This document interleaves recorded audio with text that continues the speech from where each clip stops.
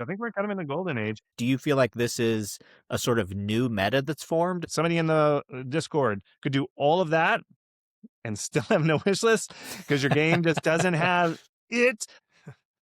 Chris, thanks for joining me today. Extremely excited to chat with you. I know obviously you're very online and you're very good at sharing your ideas. And so obviously a lot of the game dev community already knows you and your thoughts. So hopefully we can find a little bit of an interesting angle or twist on this episode. So a lot of my questions are going to be focused around how to market a small game or a game you make in a short amount of time. And I didn't choose that randomly because right now you are in the middle of your Inside conference. So why don't you tell us about maybe how those things connect and everything that's going on with the Inside conference? Hey, thanks for having me. I really appreciate you. Yeah, so the way it works is well, this is what happened. About 3 or 4 years ago, I was gonna speak at GDC. Like I wrote a talk. I wrote 2 talks, and they take forever to write. They take decades of hours. I guess I should say tens of hours, not decades, Hmm. tens of hours. And I was like, everything was booked. I was ready to go. And then I was like, a day before GDC, I got COVID. I was like, no. So I had to cancel everything. And I was like, GDC, can I just give my talks? I spent so long on them. Can I just do them remotely? And they're like, no. And I was like, what? Come on. And so then in protest, I was like, fine, I'm going to do my own conference. And so originally it was called the Staying Inside Conference because I was stuck inside of COVID. And so I was like, fine. And so then I basically grabbed everybody that I think is cool. Like I did my talks and I got everything that's cool. It was also giving talks at the time. And I was like, hey, just speak at my conference. You can do it. And so, yeah, we just do it. And it's cheaper than a AAA game. I always set the price to like whatever a AAA game kind of is. And so every year kind of roughly has a theme, but this year I've been really writing a lot about these what I call golden age. I think we're kind of in the golden age, and of these small games, small studios can make in a short amount of time, but could I got to put a big asterisk could make serious money. Not like you know sometimes millions, but a good healthy amount. So I'm interviewing all different types of developers who have kind of fit this mold. Yeah, very cool. I'm extremely excited for the conference. I signed up myself. You've got a couple of great guests that I've been lucky enough to interview: Aramis, Thornady, Payne Robinson, many more. So I'm super pumped about that. Do you have any sessions that you are particularly excited about? Yeah, so I talked to Tyler Galale from Eugenics Guy, and I know Hmm. it's a short conference, and you're like, Eugenics, that took like a dozen years. But, but, and not a lot of people know this. Anytime anything big happens, they're like, oh, this game came out of nowhere. Tyler Galale's been making games since like 2005. He has, if you look at his Newgrounds account, he has like, I think it's like 56 or 64 games. He made a game like every month, and that was the Yeah. Flash era. And I think that was people call it slop nowadays. They're like, oh, it's slop, slop, slop, slop. But back in the day, this was how indie games worked. You just like put out a game a month and it possibly did well or not. And so I'm right now playing through all of Tyler's Flash games. I personally, I just want to like internalize what indie gaming was like in the 2005 all the way up to about the 2010 era. And so I've got him on, and I'm not going to ask him any Mugenics questions. None. It's all going to be about Flash. Like, what was it like? What was the scene like? How did you do it? How much money would you make back in the day? And I've graphed all his Flash games because it's still on Newgrounds, like how many plays they've had. And so we're just going to get in on it, talk about Flash. And I think for a lot of people who are newer to indie games, like I'd say post 2010, 2015 era indie games, it's going to open up your eyes. You're gonna learn a lot. So come along. We'll talk about Flash and how all this stuff about slop is really it's nothing new. It's all fun stuff. Yeah, someone who grew up in the Flash era, like as a gamer, that's really exciting. And so digging into that will be a ton of fun. You mentioned that this isn't the first year of the conference. Is there a way to go back and find any of those old conferences? Oh yeah, they're all well when you buy the course, and we'll go down right down here. I'm just gonna write in the comments right there. Wait, let me just there it There it is. is. There's That one comments. got it. Okay, right there in the comments, you'll see in slash inside, how to market a game.com/inside. is my sales page, and you can buy the conference for like $50, I think. I don't even know. I should check. I should check before I go. Ugh, I'll put it down there. But for $20 more, you can buy all the old conferences. So like all of the old ones, they're all up there. You can buy them at any time. But because of the sale, I do a bundle pack where you can just buy all the old ones. So they're all up. And that's the thing is like it's live where you can ask questions, but then I put the recordings up so you can watch them later. Because a lot of people like, oh, I'm busy, or I live in Australia and I don't have time. It's like 3 a.m. when you're doing it, Chris. So I'm like, I'm sorry. So that's why I do the recordings. Yeah, very cool. You mentioned this is kind of the golden age of indie games, and I know a little bit of your origin story is that you made a game and then kind of got into this marketing thing. If you started making games today, is making one of these small games, and maybe if you have a definition of, are you setting a time limit on that? Is that what you would do? You would make one of these smaller games? Oh yeah, well that's all I make is small games. I don't like big games. And not just one game. I made dozens of games. I Okay, think dozens, very good. maybe. Like I used to start like my first game was for X. Well, my first game was Microsoft Basic, and then I would just send it to my friend John and like, John, do you like this? And he'd be like, I don't know, it's kind of bad. And I'm like, yeah, it is. So I've always made small games. Have you done basic coding? Have you done that stuff? I have not. It's fun. Basic is Okay. awesome. But anyway, I can never get it to work. I tried to make a multiplayer game and I couldn't get both controls to work at the same time. It was a shared keyboard game. It didn't work. But anyway, that was like when I was 16. Anyway, so then I made Xbox Live indie games, and that was my first game. And I was like, puzzle platformer's the way to go. So I made a puzzle platformer, and it took me a year and a half to make. And by the first year, I was like, I hate this, and I was like just like trying to get it out. And I had to make this puzzle where a rat would go out and eat a hamburger, and then if it ate a hamburger, it would give you a bomb, and I was like, "This is the stupidest puzzle," but I had to get the game done, and I just grit my teeth through it, and I was like, "I am never doing this again. Never, ever, ever am I making a puzzle game or a platformer." Well, I did make a platformer, but anyway, so I that's how I did it. This is how I program like this, and so I was like so mad while I was making that rat puzzle. Like, this puzzle is so stupid. But anyway, and it took me a long time to write all the code to make a rat, because you could drop anything like a hamburger, a bomb, a piece of pizza, and it had to be a hamburger to make the puzzle work. And I was like, this is so stupid. And I had to write all these conditions. Anyway, so after that, I was like, no more. And so then I made another game that was called One Screen Platformer, which is to keep scope down. I was like, I'm going to make an entire platformer that fits in one screen. And so that was my first Steam game, and then it didn't do well. And I was like, why didn't this do well? Because the other ones I did Xbox games, I made some mobile games. I always go in small games. So yeah, I would do the same thing. I did do it. I made small games that have like straight limitations. But the problem was I didn't understand genre at the time. And I was like, why didn't One Screen Platform do well? It's a platformer. And then I talked to some people and they were like, it's because it's a platformer. And I was like, really? Why didn't anybody tell me before I started making this? And they're like, I don't know. Everybody just kind of knew that behind the scenes, because this guy had been like, he studied the market a lot, and he was in the scene. And I was like, well, why didn't anybody tell me this? And there was like all this like secret knowledge. Not secret. It's just like you would only talk about it at like GDC at secret, like bars and stuff. And I was like, that's stupid. I just wasted all this time. Well, that took me like 3 months to make One Screen Platform probably. And I was like, well, I'm not going to do that anymore. So I just started again, but instead of coding, I was writing a blog. I started writing my blog, just explain to people like, guys, this matters. They don't tell you this until it's too late, but it matters what kind of game you make. And then so eventually that rolled forward, and here we are probably like 10 years later, and I'm like, this is all I do. Just write. Yeah, well, the game dev community is certainly all the better for it. Do you ever have the itch to make games, or do you ever do any game jams or anything like that in your spare time? No, I'm an old guy. Like, I've gotten around. Let me tell you, it's not the years, it's the miles. And I got here and I'm like, I don't have it. Like, I talked to some devs, and when I was making One Screen Platform and some of my other games, like I made a game called Wizard Golf, where you're a wizard who golfs.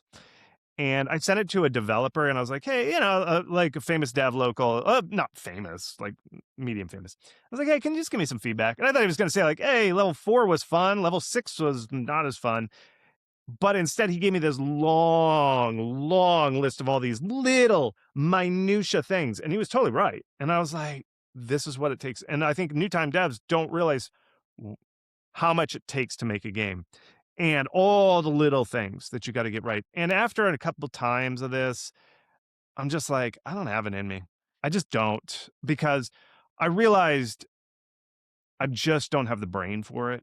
And you have to have the right brain to make a game. And I'm not that craftsman oriented. And I realize this going back, I used to do art, like studio art, like in college. And all the notes back were like, this is kind of sloppy. Like we had to mount it on a piece of paper, and I like had marks on the paper, and it was kind of a little askew. And the art teacher was like, your craft isn't great. And this just got me long enough. I'm like, I'm not a clockmaker, like where I can do fine details and like it's precision.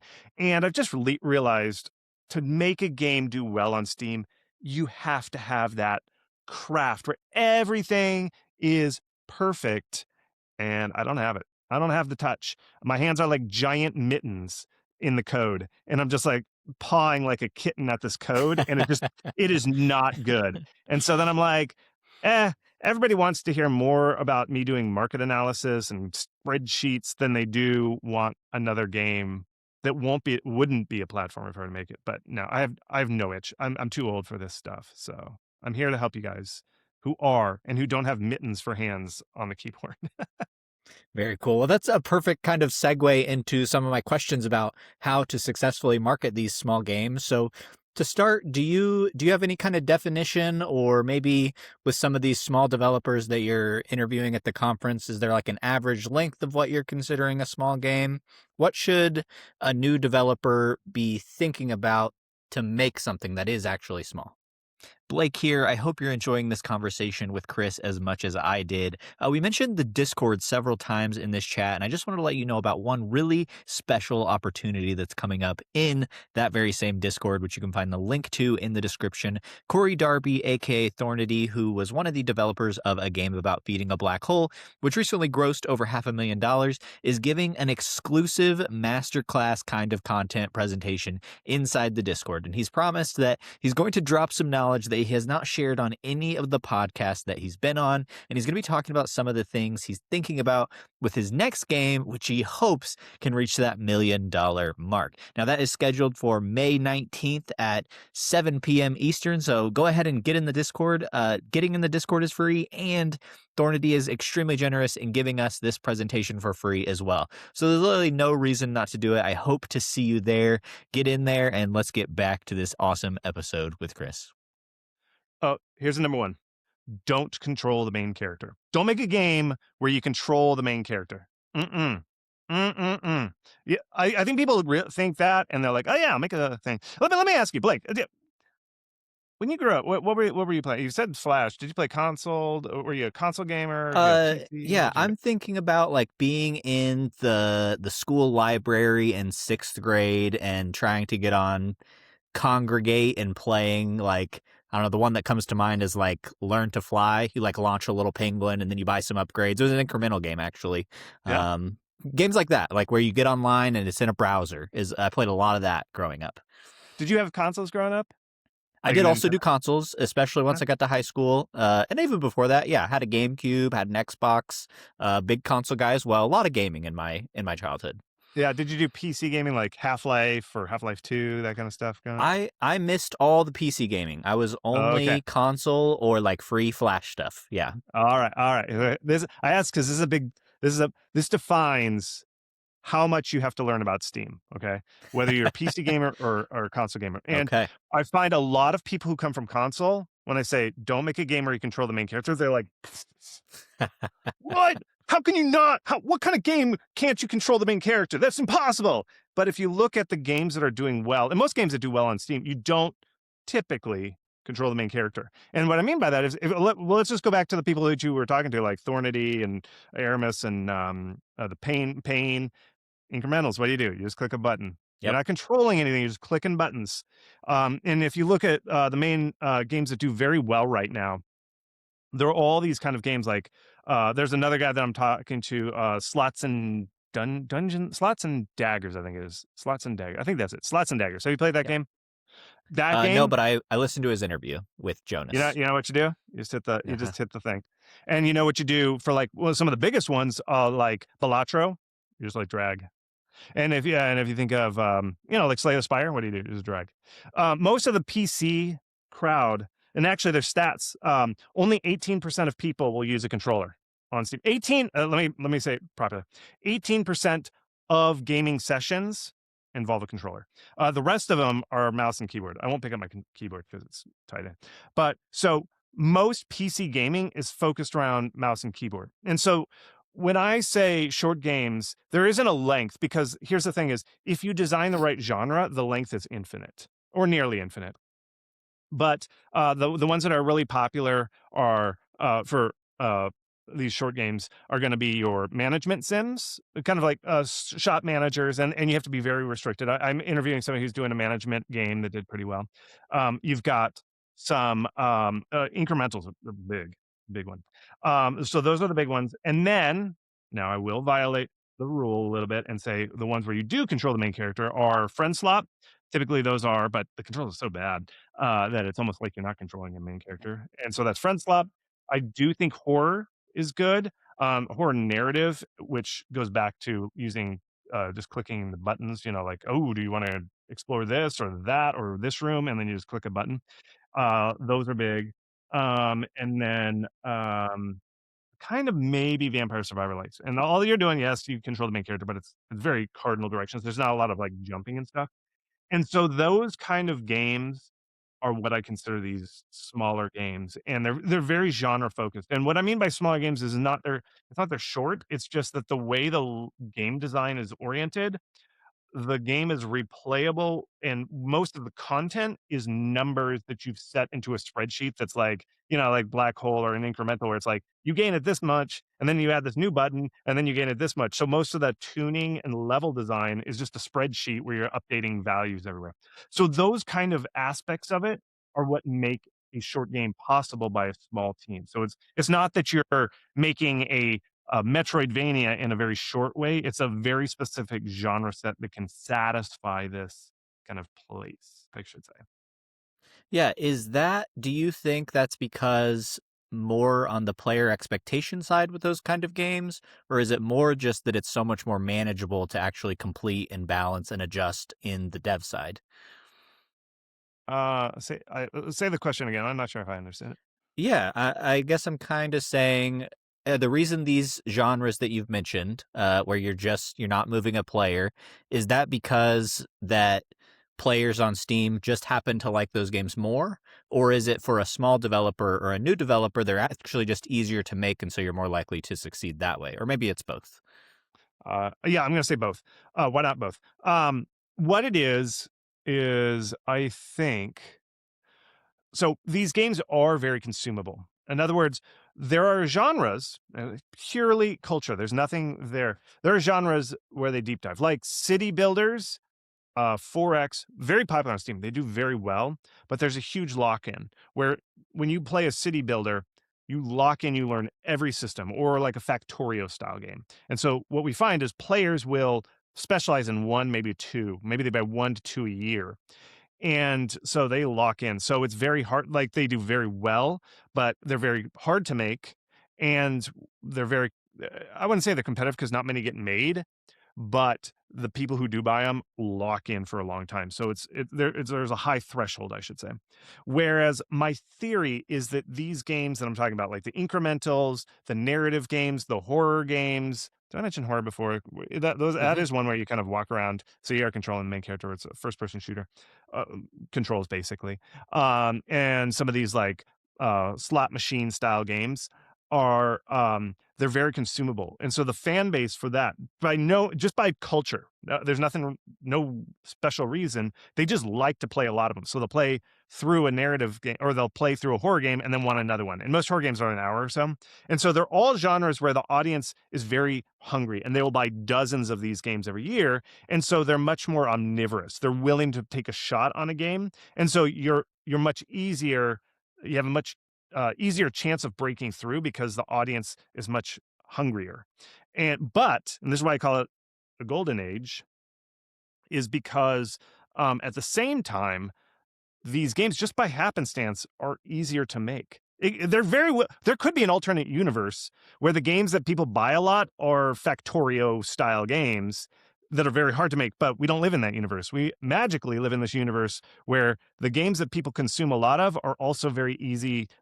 I should say that as somebody who just complained that I have mittens for hands to make. They can be made in a shorter time. So we kind of live in this, in one regard, a cool universe.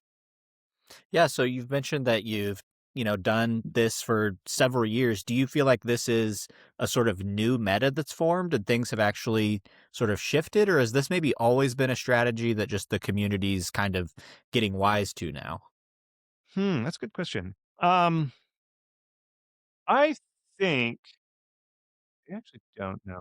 Okay, I have a couple theories, and I was talking to a dev who made a friend swap game that did well, and they said they think it's Roblox that have aged out of Mm-hmm. Roblox, and Mm-hmm. they played a lot of Roblox games, but they don't wanna hang out with, like, nine-year-olds anymore, and then maybe they're in college or high school, and they're like, "Listen, we got a little money. I have a part-time job at the grocery store. I got a little bit of money to spend, so I'm willing to get out of Roblox, stop hanging out with nine-year-olds so that just me and my bros can hang out and play, and we'll pay $5 for this game, I'll play it." And they think that that might be reason why Friendswap in particular, these kind of multiplayer co-op experiences are popping off. I have a theory that, remember that game Banana, that indie game Mm-hmm. Banana, that idle game? That kinda took off because there was kind of a speculative market. My theory is a lot of people played Banana and they're like, "Hey, this is actually kind of fun." And then they're like, "This is fun, let me try another one." And then they got addicted to it, and then idle games popped off. And then, Vampire Survivors likes popped off, and I don't know why that. It could be an evolution. I don't know exactly. I mean, I know why that one took off, but it could be an evolution where people started mixing in roguelike elements into these things. And so for folks, roguelike, people always ask me, like, is roguelike popular? Is it still popular? The thing about roguelike is it has now evolved into not being a genre, it's more like a structure. It's like saying, "Are Mm. levels still big, Chris? Can you still make games with levels?" Or, "Hey, what about games that have cutscenes?" So roguelike is just a structure, or what about Metroidvania structure? But it's roguelike is just a structure where it's like you play a little game and it's real hard, and then you die, and then you can spend points on, we'll say roguelite, and then you spend points from your first run, and then it's a little easier, and maybe you get a little further, and then you spend points, and then one time randomly all these specials line up, and you can go really far because you got a really good roll and you built a big engine for some of these games, and then you're like really good. And so that core game loop that I just explained is very fun. And it's very good. And we can go into other reasons why, for game designers, it's a very good system. And so you can build a whole bunch of different types of games on top of this layer called roguelite. So I think you could, a lot of a popular one, like I said, this gambling games like slots and daggers, but you can also do, there's a whole thing where you basically take a carnival game and then you just add that, you build it on top of that layer. So like Dungeon Crawler, there's Peglin, all these games where it's like a very simple stupid arcade game, but you made it complex by layering the roguelike level structure on top of it, and that does very well. So that is something where it's like we may have innovated our way into this kind of game that is really fun and easy to make. Again, I say easy, even though I have mittens for hands. So that's my thought theories. What's your theories? What do you think? Yeah, I like both the Roblox and the banana theory. I don't know. I don't think I have any theories at the moment. I haven't released a Steam game, so yeah, I'll leave the theory crafting to you for now. But Oh, yeah, appreciate you okay. asking.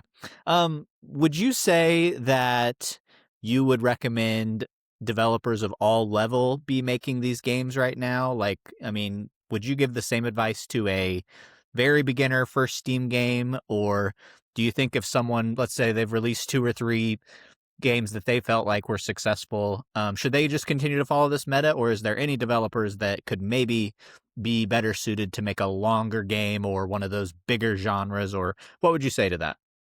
Yeah, I think it's for any level, really. Like the one of the people that is in my thing coming, my inside conference is the Butterscotch Shenanigan guys. Do you know those guys? Yes, yeah, I've recently found their podcast. They're a lot of fun. Yeah, they're like they released a big game called Crashlands 2. It took them like years. I think it took them like 2 or 3 years to make Crashlands 2. And and then they were just burned out. They were like tired of it, and it took them so long. And the game did okay, fantastic. And they're like, "Oh my god, we're so burned out. Let's just make this silly little game." And it's a kind of management game where you don't control the main character, you just drop it's kind of like a roguelike deck builder in secret. It's the same structure of it, like, you randomly get some dudes and you drop them into an arena and they battle a little bit, and, you just push buttons like, "Send more dudes." Um, and they were like, they've now made more wish lists. They haven't the game's not sold yet, so we don't know how it's gonna sell. They have earned more wish lists from this silly game that's taken them less than 9 months than they did in Crashlands 2, which took them like 2 to 3 years. And so that's why I'm like, folks, do it. And I even recommend if you're a solo dev, I mean, if you've got like a contract, like you're in a publisher agreement and you need to like finish your game, yeah, finish it. But if you can, folks, take a month or two and jam out a game and just put it on itch and see if it kind of takes off. And you can go to howtomarketagame.com/benchmarks for what take off means because I track and I did a big survey for people who've put out itch games. Like what is a good itch game? What are the numbers that look like for good itch game that's sold well? And so I have numbers there if you want to say what's a good game. And it speed runs you into finding out what a good game actually feels like. Because my general theory, here's the big theory is that like you know within a month of like showing your game off to the internet, whether in any way, like itch.io, Steam, or whatever, or trailers on a YouTube channel, you know whether your game is going to have it within the first month. It either goes or it doesn't. Or if you put out a demo, you'll know within the first month of putting out your demo whether your game has it. And so I think devs in general are spending way too long grinding on a game that has just over and over proven not to have it. And you can look at my benchmarks page for all the benchmarks, put your game in there. It's just like, if that's your case, either time out, try another game, or just like ship what you got and just move on to your next game. It's just like devs are just spending way too long on a game that just has no chance in the market. So that's why I'm like, everybody just try it. Just take a break. Chill out. Yeah, thank you for posting that benchmarks page. That's a huge help. That actually probably answers. So I have a Discord and I asked people if they had any questions for you. And one of the questions was something along the lines of like, when do I know to kind of give up on a project or just sort of move forward? So your question's been answered. So go check out the benchmarks page. I'll give them. If that's a specific question. I'll give you I'll give Okay, you that person. Thank you for asking that perfect. question. Here's what I'd do. Okay, you got to first answer this question: is your game like? Are you like a really good artist? Like your art is your like this game looks good. I'm really good at art. This is the most beautiful game I can possibly make. That's the shining star. That's what my unique selling proposition is. It just looks good. Okay, if that's your case, here's my advice for you: put it out, make some shorts, YouTube shorts, make um X, put it on social media, make some trailers on YouTube of showing off the best of your art in your game and a little bit of gameplay and stuff, and just be like, "Here's the game." Have you ever gone viral? Like, have you earned 1,000 wish lists from like a tweet or something, or you post it on Reddit, like r/games, and they don't pull down your post, and they keep it up, and it gets like 10,000 wish lists from a Reddit post? Did they? Hmm. That is a sign that you've got it. Or does Japanese Twitter go crazy for it and retweet you and stuff because Japanese Twitter is a thing? Search my blog for Japan Twitter. And then another thing is okay if you're like, no, I'm not an artist, but our game is like super deep. We're like Dwarf Fortress 2. That's essentially what we are. And you're like, okay, put out a demo, put it on itch, send it around to content creators and say, hey, play our demo. It's on itch for free. You don't even have to install it. It's right there in the browser. And does it get, and I don't know the numbers offhand, I think it's like 5,000 views or something. Go to howtomarketagame.com/benchmarks for itch.io stats. Do you get that 5,000 plays, I think it is, or views? I can't remember. Check it out on the benchmarks page. Does it do that? Do people play it? It's a free game. If people don't want to play your free game for free, why would you think that charging money is going to do it? And so if that's the case, then you got to say, time out. What are we doing here? then I do think people should finish some games. Like if you're like, part of this is learning. You learn by releasing. So if you're like, hey, look, and I can wrap it up in the next month. Sure, wrap up this game that doesn't have it, send it out. You're going to get bad reviews or just no reviews, but learn from that and then try another one. I do think it's important to at least do the complete process so you learn, but don't, if you're like, well, because sometimes I'll ask devs like, hey, how's the game going? They're like, oh, we got like probably 3 more years of dev. I'm like, oh, no, no, no, no, no, no, wrap Yeah. it up. And so if you don't have it, figure out how you can wrap it up, be creative, just add a randomizer where every enemy comes out of the walls to get you, and then call that a game and send it out, and then work on try again, make another game and another one and another one. It just takes time. It just takes a lot of releases before you learn how to make games. Okay, yeah. So many little things I want to go into there. And I did find in my notes that question was from Ben. So thanks for asking, Ben, and thanks Chris for answering that Thanks, question. Ben. Um now in so want to ask you a couple questions about demos, and I have one thing about butterscotch shenanigans, but I'll stick with the flow of the conversation for now before I get Okay. ahead of myself. I have been asking or thinking a lot about this idea of prototyping. I've heard a lot of people talk about it, and in particular, Jonas was like, "Well, now I did a bunch of prototyping, but now I think maybe you just prototype the fantasy." So anyway, I'm just curious for you. Do you have any? And I mean, I'm kind of considering this with launching a demo on itch to be maybe sort of all part of this, but what do you think is a healthy amount of prototyping for a game? Are you considering that just getting a demo up? What would you consider prototyping or a healthy prototyping phase? Yeah, I think this pertains to people who have never made a game. The most important thing is you got to get games out there, guys. Just you got it. Like for me, it's just like, okay, here's what I've seen working. Okay, this is what works. Okay, and a good test case for this is, do you know the game? What's it called? Root Trees Are Dead. Do you know that game? Not familiar. Okay, go to my blog. I did a whole case study on this. Search my blog for Root Trees Are Dead. And what this guy did, he's actually local. Go Phoenix devs. Um, he made a game jam game. Took a weekend, did a game jam. I think it was Global Game Jam. Took a weekend, put this game up on itch, and the early responses were pretty good. People like put it on free for itch, and people were like, hey, this is actually pretty good. And then he was like, yeah, it is doing good. So then what he did was he took a month and he polished it up, added some more puzzles. It's like a narrative puzzle, kind of like an Obra Dinn style puzzle detective game, and he extended it for a month, and people were going crazy for this free game, still free on itch. And then that was the sign, and so he went and he hired a new artist, he worked with a coder, and then through a series of longer development, this one I think about a year and a half or maybe, put out the full version, which had the core itch, but twice as much content. Had a whole second chapter and everything. Put it out, sold fantastic because it was proven in there. And it's not like you would think a free game on the itch for a month. Why wouldn't people be like, no, I don't want to buy that. It's free on itch. Didn't matter. Didn't matter. It actually, his sales went phenomenal because the game looked better. The game had more content. It was still core game, but so you can do it. So here's the risk that I see a lot of people do is they make a game. They're like, we're going to make a puzzle platformer. They uh, put it out. They've never made a game before, by the way. They've never made a game, and so they make like the first level, and they're like, you know what, this is fun. We're gonna make the full game. We prototyped it. It's fun. You know what? That's not prototype. And they kind of convince themselves that it's fun, and they've never made a game, so they don't know what's fun.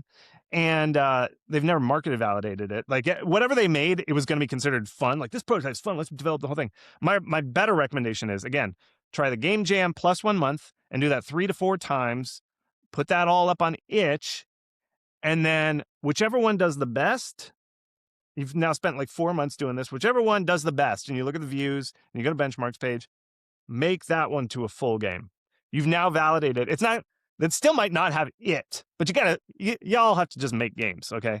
You can't optimize forever. You gotta get to the end. So you pick one that does the best, develop that into a full game, ship that, and then just try that again. That's my basic recommendations for prototype because I see a lot of devs. They convince themselves that their prototype is fun, even though they've never made a game, so what do they know? They've never validated it with the externals, and they're kinda scared too.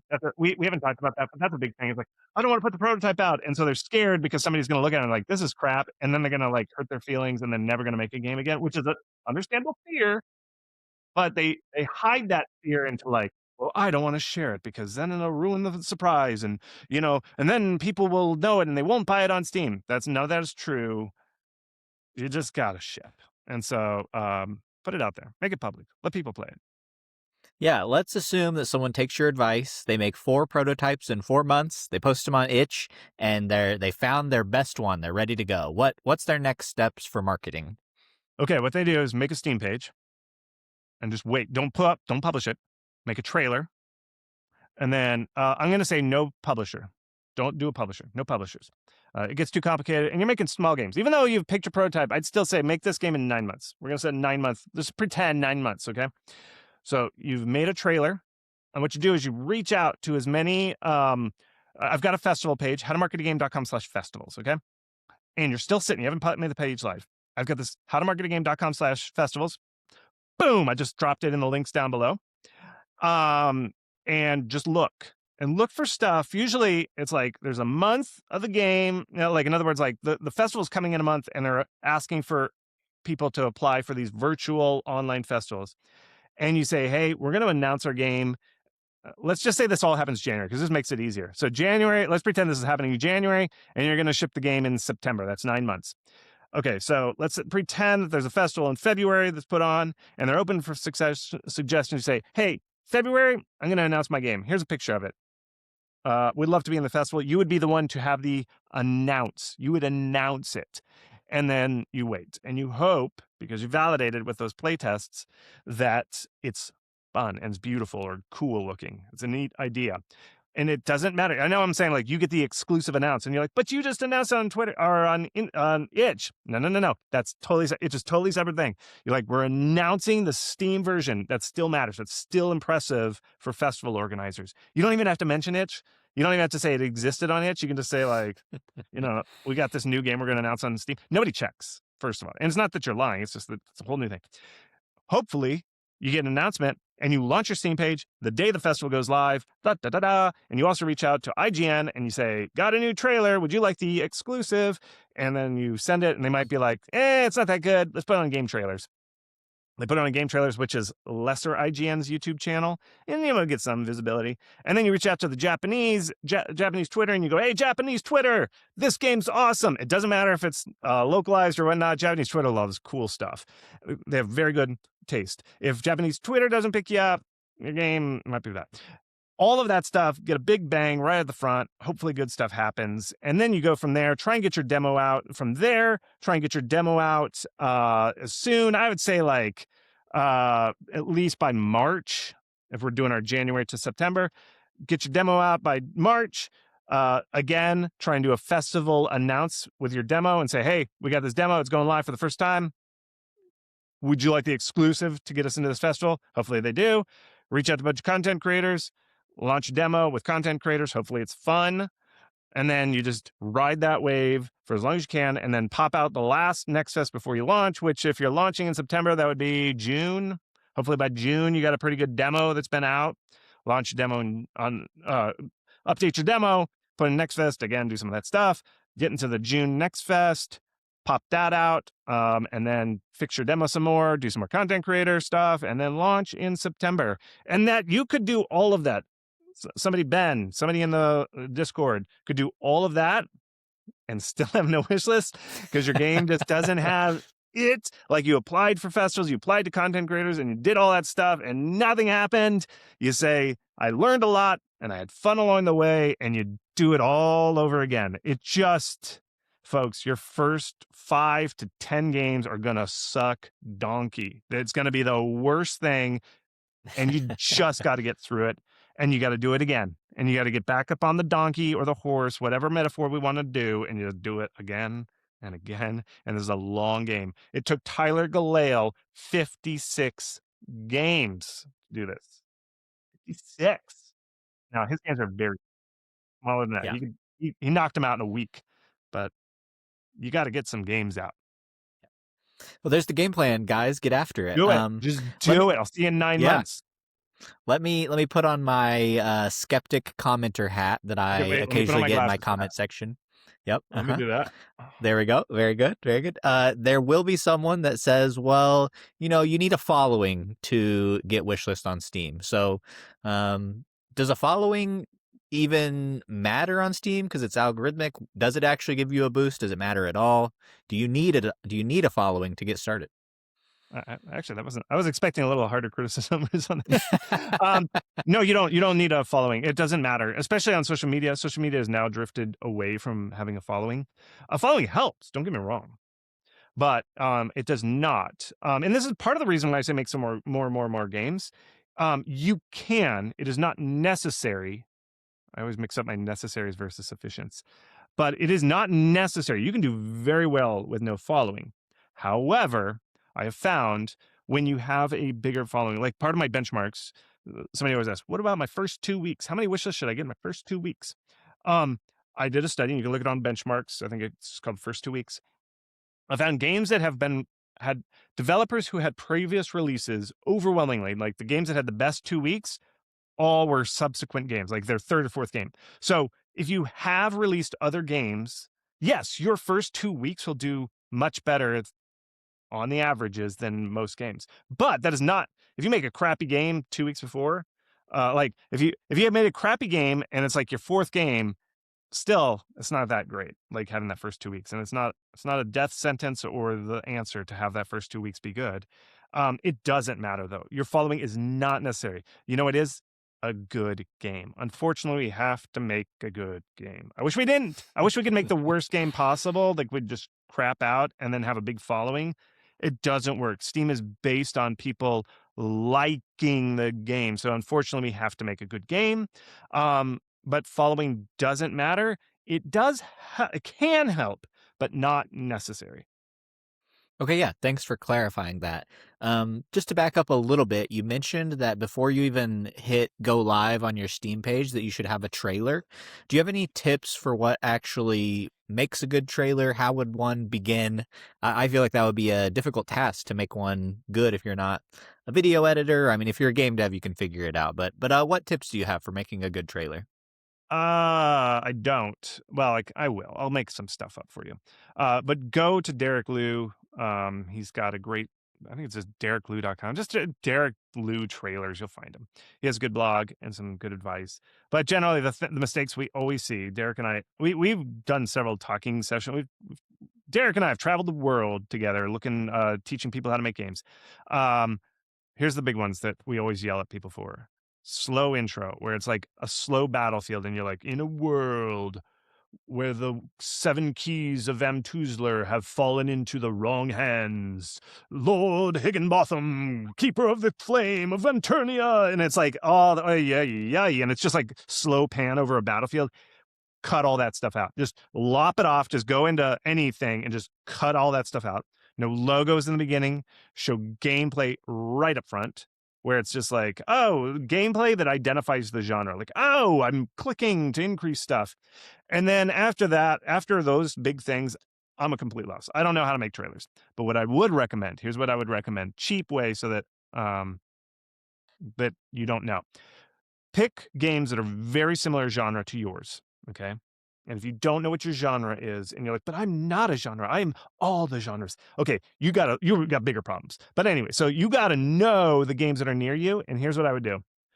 Get out a pencil, get out a little notepad, and push a trailer for a game that's very similar to your genres, and then pause it.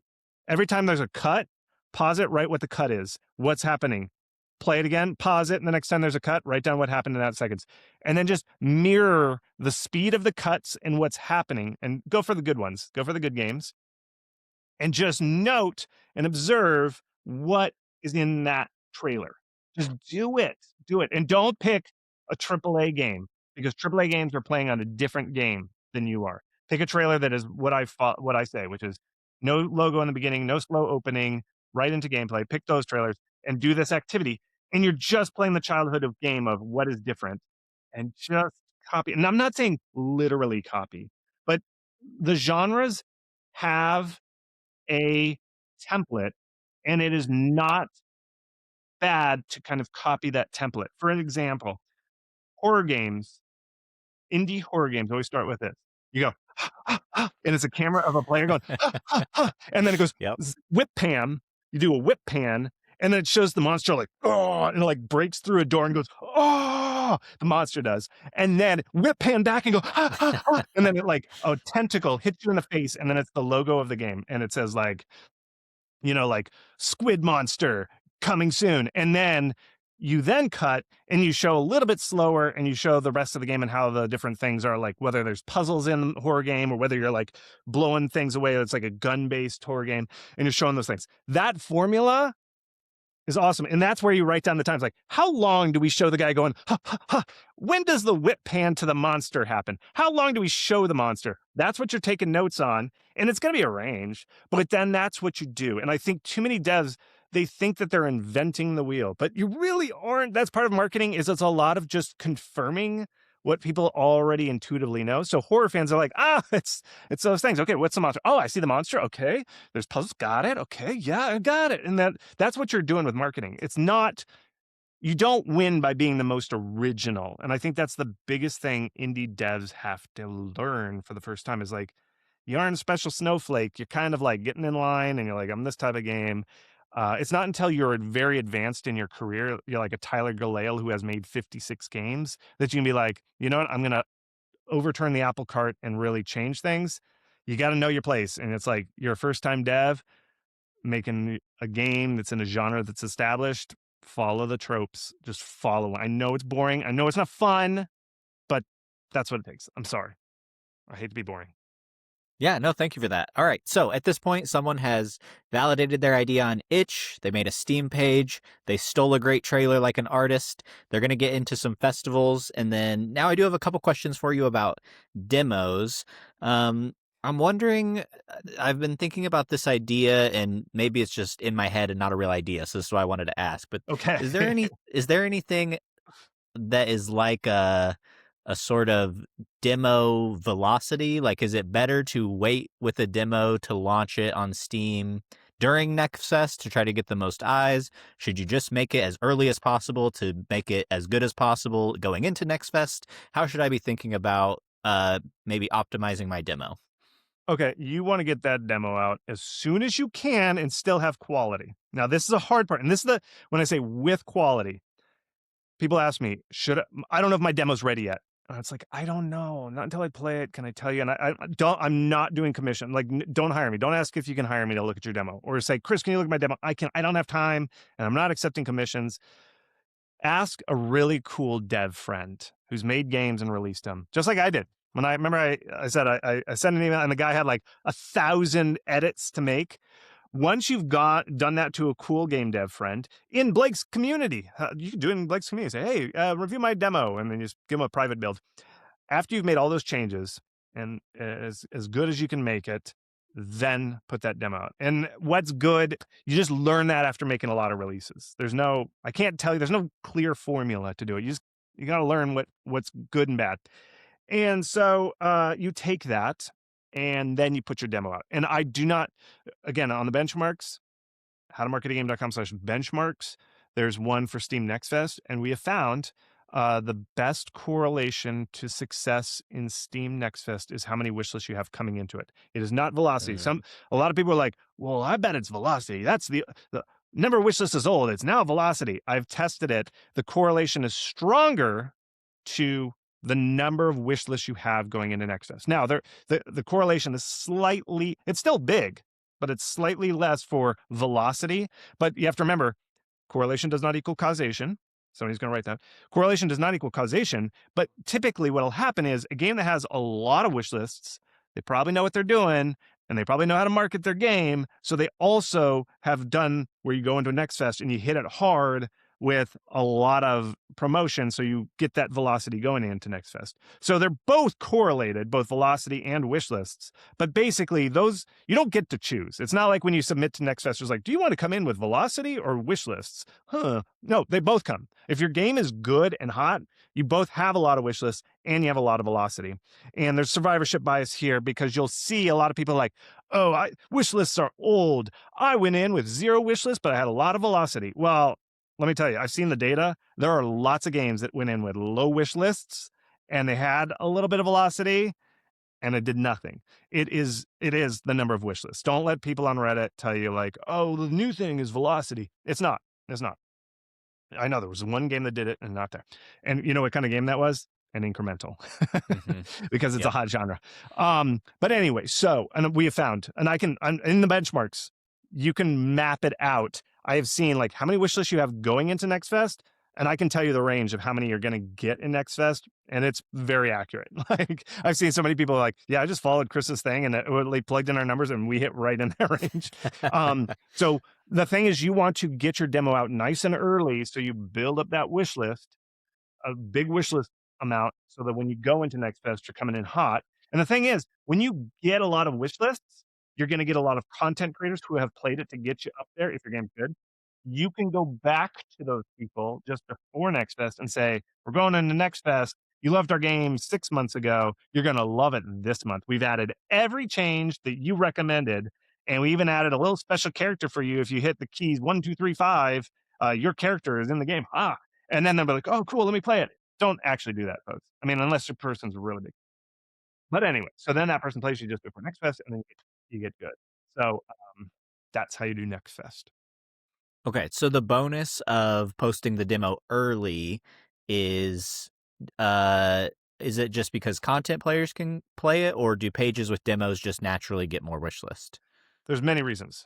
One, makes your game better because people play and be like, man, I got stuck on level 2. My graphics card doesn't work with this. And you're like, oh, it doesn't work. I didn't even know that was a graphics card. Okay, let me fix that. Okay, that works. You're just fixing all the basic problems because no matter how much you test it, by putting out a demo, you have a bigger player base that's going to find edge case bugs. They're like, oh, I run this on my laptop and I'm also like grinding bitcoins in the background. And that turns out that breaks your game. So you fix that kind of stuff. So one, it just makes the quality of your game better by Next Fest. So when a content creator does play it, it's not there. Or two, it improves your game design because people are like, God, the boss is way out of balance after I play 10 minutes. You got to fix that. And you're like, oh, yeah, I got to nerf it a little bit. So you like change the stats. That's number 2.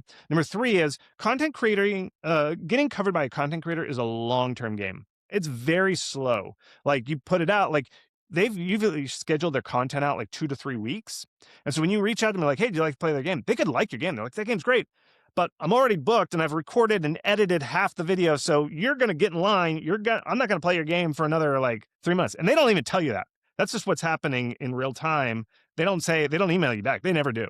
It's just one day you'll just wake up and you'll have a lot of wishes. You're like, why? And then you look on YouTube and somebody covered you. And so content creation is just slow. It's very slow. And then those content creators, like one person will play it. And then 3 weeks later, their buddy plays it, their content creator buddy. And then their content creator buddy plays it. And so it's just a slow rolling sequence that takes months for it to happen. And so all that grinds and grinds. If you join my Inside conference, this is a spoiler alert. We're going to look at the wish list chart for how many dudes, the Crashlands devs, you know, the Butterscotch shenanigans. We're going to go through their wish list chart. And this is what it looks like. They did a couple YouTube shorts like this, and then they did launch their demo, and it's just like Mount Doom. It's just like this huge, like mountain range, and you get to see it like, oh, content creator found it, and then it dies down. Content creator found it, boom, and it's just like their chart is like half Mount Doom, half the Shire, you know, and it's like rolling hills of the Shire, and then Mount Doom, and like Next Fest looks like it actually kind of their Next Fest kind of looks like Mordor or something. It's just kind of like got these prongs where you could like. Anyway, what am I talking about? That's what it looks like. So definitely get your demo out. Like it is, you don't realize how much the demo just royal. And I don't even know where it's coming from. Just having the demo out, just get your wish list up if your game's good. Okay, this is kind of getting some gears to turn for me, and so it's kind of like 2 ideas. So I'll just sort of throw it out, and if we need more clarification, I'll do my best. But let's go back to our imaginary scenario where we're going January to September. We throw that demo up nice and early. I'm kind of wondering, like, how much time is the demo? Okay, well, let's start here. This will make the most sense as I work Okay. it out. Uh, should Do you find that the best demos are exactly the first 20 minutes of the game, or are they sort of optimized? Like, I know a game about feeding a black hole, it was a much steeper ramp in their demo to like fun, so to speak. It was not the regular flow of the game. So is that a normal tactic you're seeing, or are most devs just putting, here's your 20 minutes, you get a timer, there's my game? Yeah, no, you gotta design your demo for being a demo. Okay. And I'm not a game designer. I have mittens for hands when it comes to game design. I don't know what I'm doing. I'm not good. So don't follow my advice. I don't know the specifics of demos, but I've played a lot of demos. And basically what people do is they just lop off the tutorial. Okay. Most games are in a genre. The successful games are in a genre, and you don't have to teach like, oh, to jump, push this. Like you might just have one button that says like main menu is like jump is A, and jump's always A, or don't make a platformer, so you don't even have to worry about that. But like, I think part of the reason incrementals are so n- easy to make is they're kind of self-tutorializing. You'll just see one button. There's only one button to push, and you're like, "Da, da." You don't have to have a tutorial. It's like when you push the button, the numbers go up. It doesn't. It's just all built Yeah. in. You just strip out all that tutorial, all the backstory lore, and you go into the most fun part. And I think I'll ask them. I'm going to be interviewing tomorrow, like how they like tuned their thing, but I have heard a lot of devs ramp up the speed to get to the fun part really fast. And you want to hit that like first 10 minutes really fun. So you're cutting to the good stuff. So I would say cut to the good stuff. Not if you're making an RPG, which I don't recommend for indies, you wouldn't like have the part where you just wander around a town for 2 hours and like talk to everybody. No, cut all that out. Give yourself like all the gear, all the armor, and you're just like faced off with a really cool boss. Not the final boss, but a really cool boss. Everything's there. You're going in, and then that's the demo. Don't make people wade through backstory. Yeah, that makes sense. And then my sort of follow up question, and maybe this is more on the dev side, so maybe it's for the inside conferences. If you're doing that, then are you kind of developing on almost two games with your demo and your real game when you're getting feedback? Or how are you balancing those two different experiences, I guess, when And you get feedback? So, I know this is dev side stuff, but yep. I do have a computer science degree, and I do know that if you can architect your software right, you separate code from content, which is easier to say than to do. Hopefully, you can somehow architect your code so that you can swap out the content into those. Again, I understand it is easier for me to say that than to do it, but the successful devs can just kind of like toggle that. But don't ask me any more than that. I am not a dev. I am not a Yep. designer. No, super helpful just to know that context, to be thinking about a demo as a little bit of a separate experience. I think that's a really good tip that I'll be thinking about.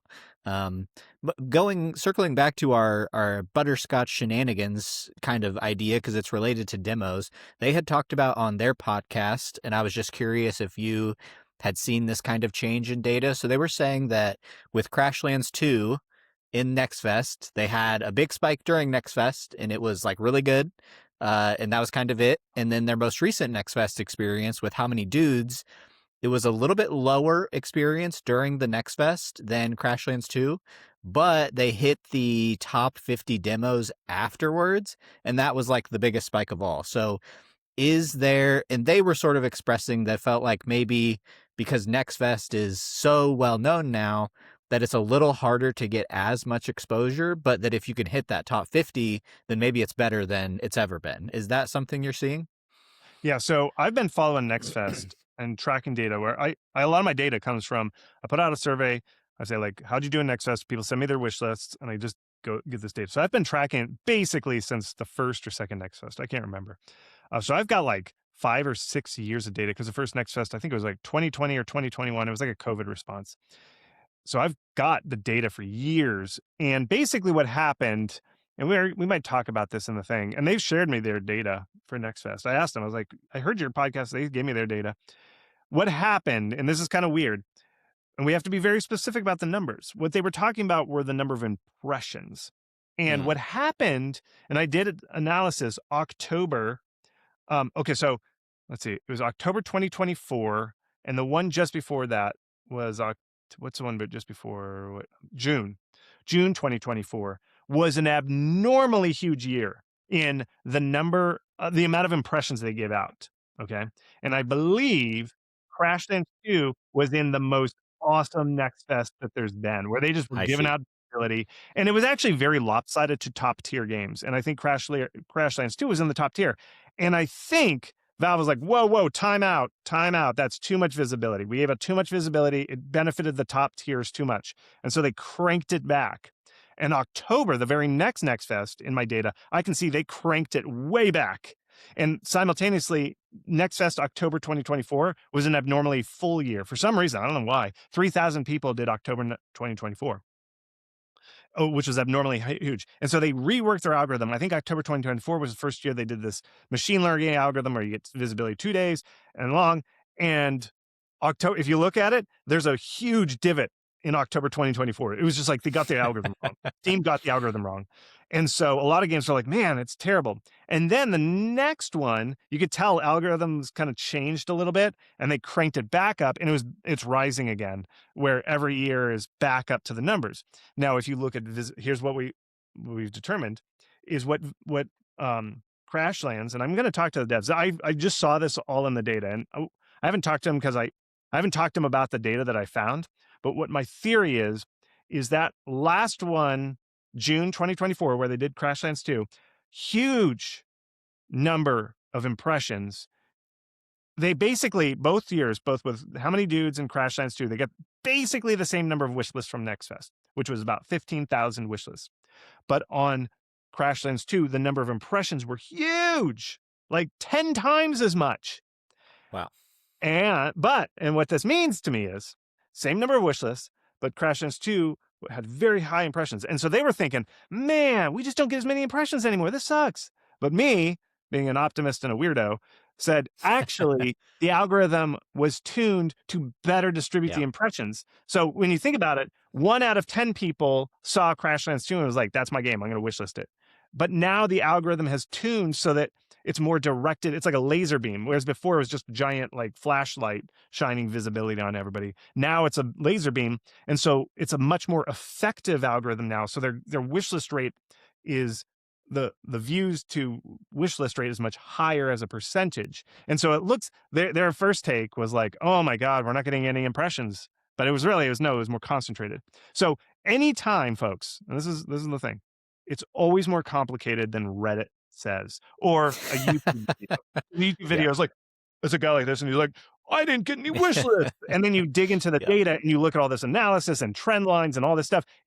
How long did that take me to explain all that? A lot. That's a much deeper conversation than a Reddit comment or a YouTube video, which is why you just don't freak out, people. Do the numbers, do the math, do some boring spreadsheets, and then we can look at why things are doing what they are. So did that answer your question? Yes, absolutely. Yeah. Thank you for Okay. climbing through all that data. Love a good mystery to be solved. I heard that comment on our podcast and I was like, that's interesting. I wonder. And so I'm glad I got to ask you about it. So that was very cool. Um, Kind of going backwards, maybe just a little bit, you had mentioned content creators. Do you recommend people start reaching out to those creators as soon as their Steam demos live, or is there any particular best time to get that part started? I would start reaching out like a month and a half before your demo's live on Steam. And you can put your build in a weird state where you can send out a direct key or a direct link to the build. It's like a beta branch. And you send that to content creators and just say, hey, we're gonna launch the demo on this date. And give them a date. And like, please don't do we'd like you to play it. Please try and time your video a couple days before. Just consider this. It's not like an embargo. You're just like, content creators sometimes like to know those dates because like, actually, I like this game, and the guy said that he likes to see the video come out because that's when he's watching. I'll do that, and they just like to know their timing because they're scheduling stuff out, so they have to know when that schedule is.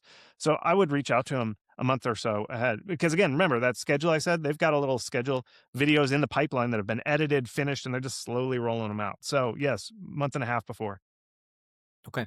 Do you think it's ever worth it for a small dev to do an embargo? Um, yeah, like what I said was basically embargo. It's a soft Yeah. embargo. It's not like I'm going to take my lawyers at you. You just it's what I say by a soft embargo is just like, hey, we're launching our demo. It'd be really great. You'd really help us out if you could just launch your demo, your video of our demo on this date.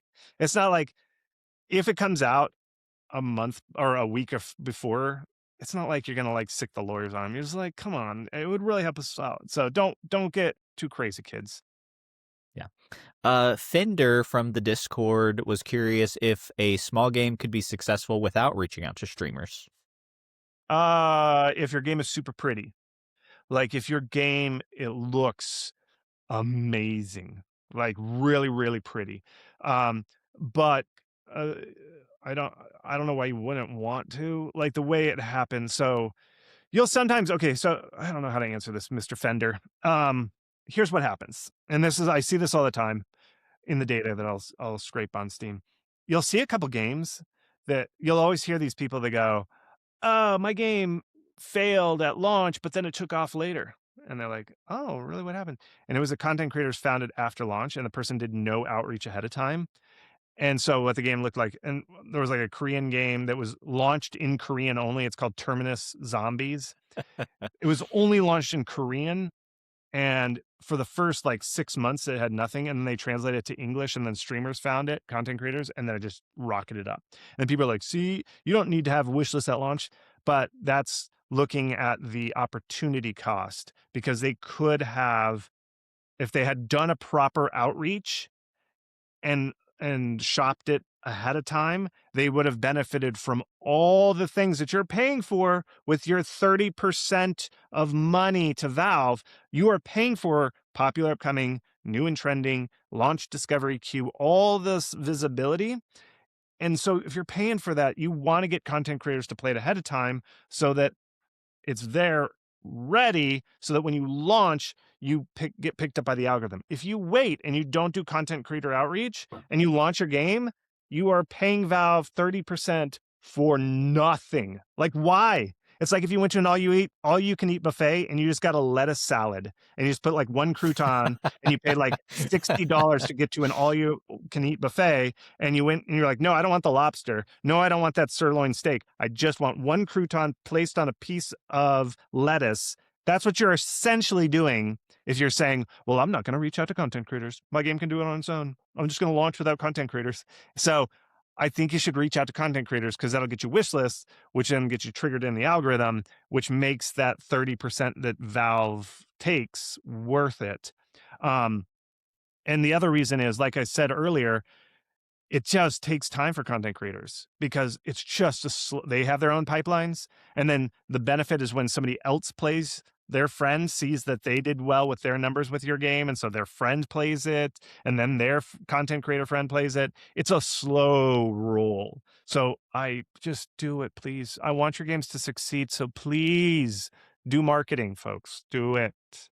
Do it. Yeah, that's such a helpful way to look at it of like you're paying for this and that 30%. I think because it's happening after, we can kind of detach ourselves from that reality. So that's a really helpful framework. You're I wonder paying also if for it. So much Mhm. money. It is so expensive. 30% is a lot. Yep. Yeah, I wonder if also a part of that is either just a fear of rejection or Oh, fear it of is. not That knowing. bingo, fear Yeah. and bingo. It's Yeah. that. And so It's like, guys, put your game out there. You're gonna have to. You're gonna have to have somebody yell at you. Okay, somebody's gonna leave a nasty comment that says this game sucks. Learn it. Embrace the darkness. That's what you got to do. yeah.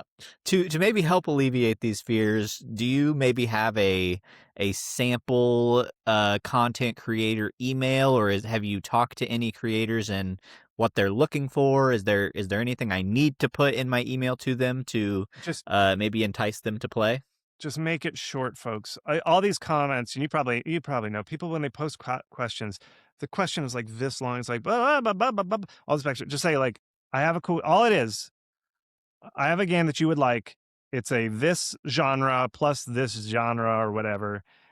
Here's a link to the Steam page. Demo's up. Just play it. If you need more content, here's a link to my Dropbox that has trailers, screenshots, capsule art, all that stuff. That's essentially it. And then a snazzy title that's eye catching. Put a couple emojis in there. That's it. The best thing is look up Wanderbots. He has a really good blog. Search Wanderbots blog, how to reach out to content creators. He has a couple sample letters, but really it's like one or two sentences. It's I'm making this game. It's got a demo live now. Love to have you play it. Launch date. The demo's going live on this date. Love to have you play it by that time. Like 2 to 3 sentences. All that I said, 2 to 3 sentences and a link to it. And don't say, if you'd like a key, come back to me and email me and I'll email you. Nope. Just put the key in there, or if the demo's live, put the link to the page with the demo live. That's it. Don't make it too hard. And no text this big. Take all that text, throw it into an AI and say, make this one sentence. That's what you do. If you really cannot help yourself and you can't write this long. Yeah, do you have a recommended number of content creators you think a small game should reach out to, and what would be a reasonable conversion rate on those that people could expect? I talked to a professional content creator person who used to work for Devolver, Clara Cia. I think she runs her own agency. Look, I don't know if she still is. Look her up, Clara Cia. And I was talking to I for my one of my previous Inside conferences, which you can get for the full thing for $70. I think it's $50 if you want one conference, but if you want all of them, $20 more. I interviewed just Clara Cia for a whole hour plus of how to reach out to content creators. I said, Clara, how many content creators do we need to reach out to? And she said, for a typical campaign, I will do 300 outreaches to 1,000. And then you're good if you get like 3 people to play your demo. Wow. That's what it is. It's a Yeah. numbers game, and you're just ripping through it, 300 to 1,000. That's what a professional in this industry does. Wow. Okay. Yeah, Get I busy. think those are the This is mindset shifts you have to make. Yeah. you you're just the difference, folks, between a professional indie who has had hit games and not is they just do so much more than a typical indie. Like an indie that does not succeed, never put their trailer up, never reached out to content creators. They don't have different screenshots. They didn't do that thing where I'm like, write down every second of a trailer and diagram it. The professionals that you think do it effortlessly, they work so much harder than you. They just work so hard. They reach out to 300 to 1,000 content creators.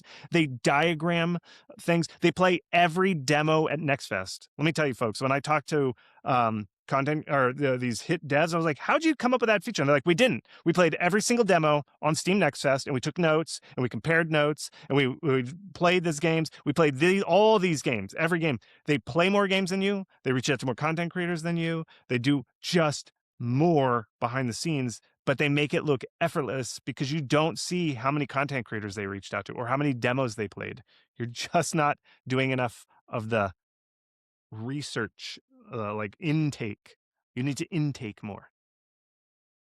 Yeah, this kind of triggers a thought for me. I'm just curious what you would say, but I recently worked on a little video called like luck versus skill in game dev, and I referenced Aramis has, I think, a healthy philosophy of like being successful is like rolling a d20 on Steam, but if you email 1,000 content creators, then you get to roll like 1,000 d20s. So do you think there's any percentage of luck on success on Steam, or is it mostly skill / hard work? How much do you think luck is involved? Do you know about input versus output randomness? Have you heard about that? I've heard this. I don't remember the difference between the two.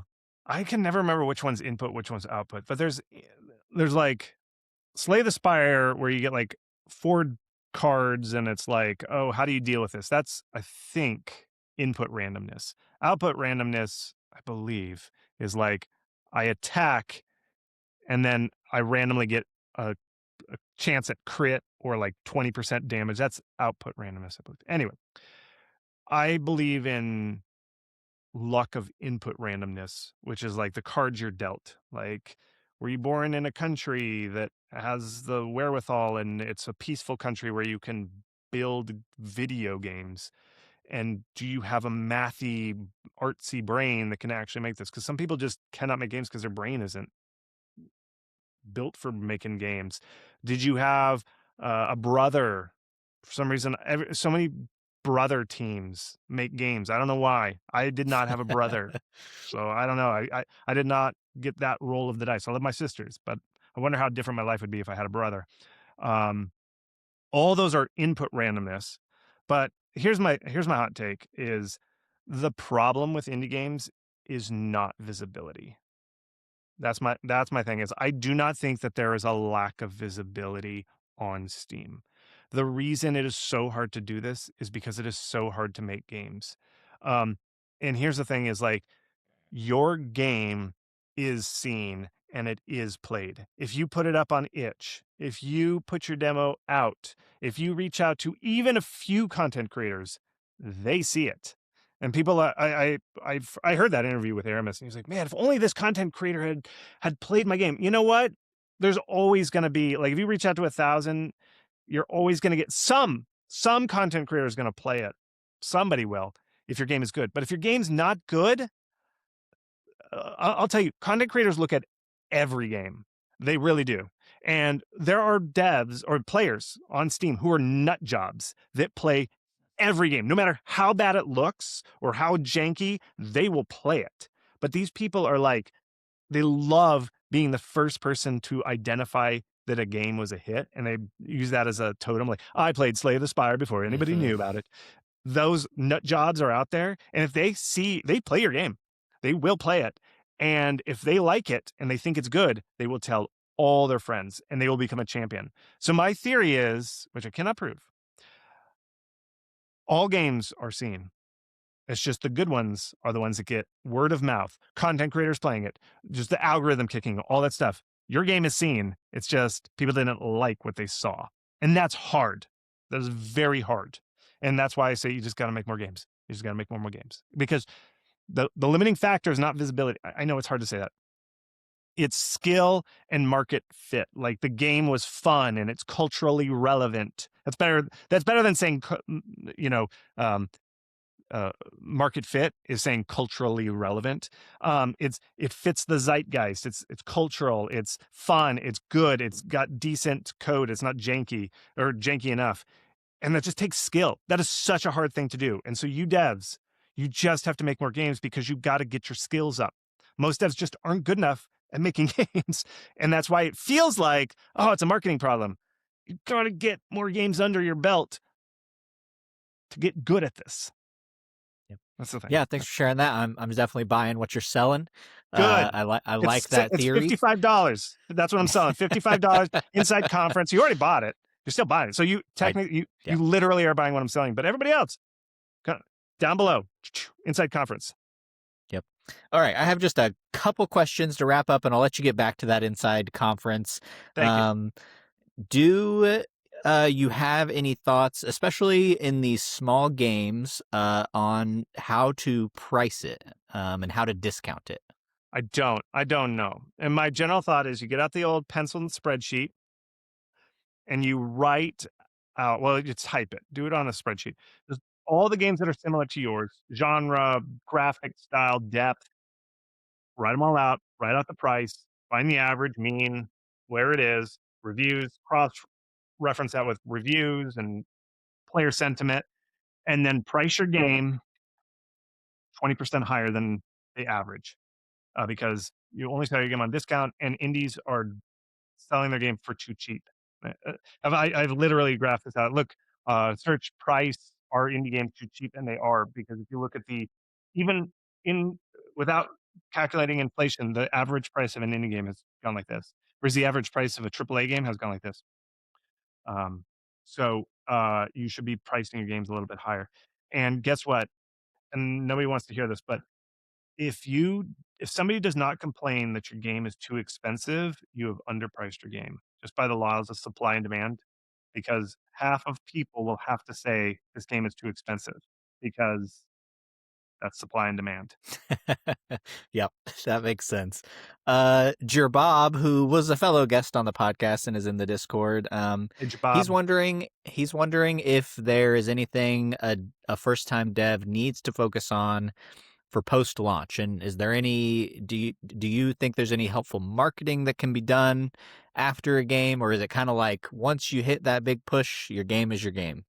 your game's your game. I looked at the numbers, all the games that launched in 2024. I'm actually giving this talk. This is when you buy your $50 pass to Inside Conference. I'm doing a talk that is what to do with your game post launch. Great setup, Jabab. Um, but here's the thing: this talk is built on research that I did of the 2024 games, the whole class of games that launched in 2024, because we have enough time. If I looked at just the class of 2025, where some of those games have launched in December of 2025, so they've really only had like 6 to 7 months of data. Well, what month are we in? What are we in? May, almost May. So they only had about 5 months if you launched in December 25. So I scratch that. Let's just look at 2024. So I looked at all the 2024 games, and there were only 25 games that came back from a failed launch. Only 25 games, okay, out of 20,000. Wow. Basically, one out of a Wow. thousand games will go from under 150 reviews in the first month. So look at your first month. If you got under 150 reviews in that first month, you have a 1 in 1,000 chance at later succeeding. That is not good. Okay. My advice is if you did not reach 150 reviews in the first month, say, see you later and start working on your next game. Don't spend any more time. Like, obviously, if there's a really bad bug and your game is really, really broken, fix that so you get a good reputation. But other than that, move on as fast as you can to your next game. Now, what I would do is you can go into the pricing tool and schedule all your discounts. Everybody, no matter what you do, whether you're a 150 review game or not, set all your discounts for the rest of life. You can do it for like a year, I think, but you schedule every single discount to hit every single month. Every 30-day cooldown, you do another one. You do another one. You use the tool to figure out when you can do your next discount. Do it. It takes like an hour to schedule your discounts for a year, and then say goodbye to that game and start working on your next one. You cannot fix a game. Again, you have a 1 in 1,000 chance. And I looked at all those games, those 25 games that actually succeeded in 2024, and it was mostly because they didn't reach out to content creators beforehand. And so they were a secretly good game. And even those, they didn't do that great. And again, this is that opportunity cost. They could have done even better had they done their marketing ahead of time. But most of the 1 out of 1,000 just didn't do the content creator outreach. They didn't try and get that 7,000 wish list before launch. So that is a state of play. You cannot come back from a failed launch. It's unfortunate.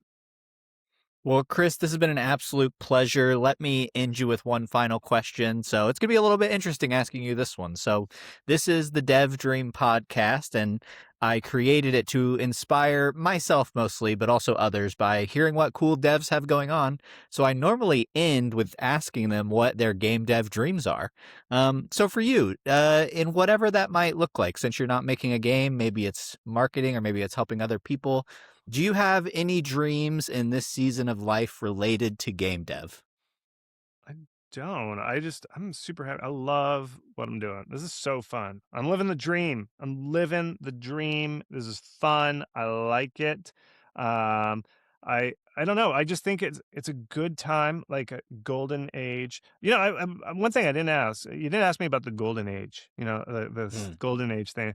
I heard a couple podcasts, and you said gold rush. And I want to put a fine point on this one last thing. I heard in a couple podcasts you said Chris Zukowski called this a gold rush. No, Ah, not a gold rush. I stand Here's my corrected. dream is to get this term right for everybody. I consider it a golden age, which means it's a good thing for creators where it's like, hey, this is a positive thing for people because it's a golden age. We're all doing better. Not everybody gets it, but there are enough creators. It's a good thing for creators, people creating things. A gold rush is good for people who are like sneakers and they come in and they're just trying to come in and jam out a scheme to rush and it's speculative. So I just want to really be careful with anybody who says gold rush versus golden age, where I do think this is a golden age. And so leading this back to my comment about what my dream is like, I want people to be happy. And the reason I write this stuff is it is possible to do this. And that's why I call it a golden age, is that the tools and the barrier are low, not for everybody, but if you follow the zeitgeist, the culture, and you make the right type of game, and you market it using the basic strategy that I talk about so much, I really believe that there's a better chance. Not everybody's going to do it. It still depends on you being good at making games, but it's possible. And I know lots of people. This inside conference, I had to say no to people, not because they didn't have a hit game in a short period of time. It's just like I didn't have much time. There's like after 10 speakers, it's like it's a little too much. There's so many people doing this. And my dream is for people who stick with it, work hard, learn the system, can quit their boring job that they hate. That's my dream, is that people can find action in this golden age that we're in and can be the masters of their own destiny. So my dream is for all of you to do well. And the main thing is don't be too bitter. Like, and don't spend so much time on Reddit because Reddit is so bitter. I don't know why they're so grumpy on Reddit. And so I want you to be positive and I want you to try hard and really study the numbers and don't get discouraged if your first game doesn't do it. It takes lots of games to do this. You just have to keep trying and trying. But if you don't like it, you don't have to make games. There's several other ways to do this. You could be a podcaster, just like Blake. You have a great podcast. You could start a blog. There's several other things. You don't have to be a game developer. I have mittens for hands when it comes to game dev. I can't do it, but we can all find our way. And so just stick with it. Be positive. That's my dream for you. My dream is for you. Well, Chris, apologies for any times that you were misrepresented or misquoted. I'm so glad that you're living your own dream. That's incredible. And just thanks for all that you do for the game dev community. It's definitely better with you in it, and it's been a real pleasure to chat with you today. Anytime. I'll be down in the comments. I'll comment down there. You can ask me stuff. Inside conference, $50, or if you just buy $20 more, you can get the full conference. If you're like, Chris, I don't want to spend money, howtomarketagame.com/free. That's my newsletter. That's what you join. Every week, I give you something cool. I'm like, here's a cool thing, and you can try it. So have fun. All right. Perfect.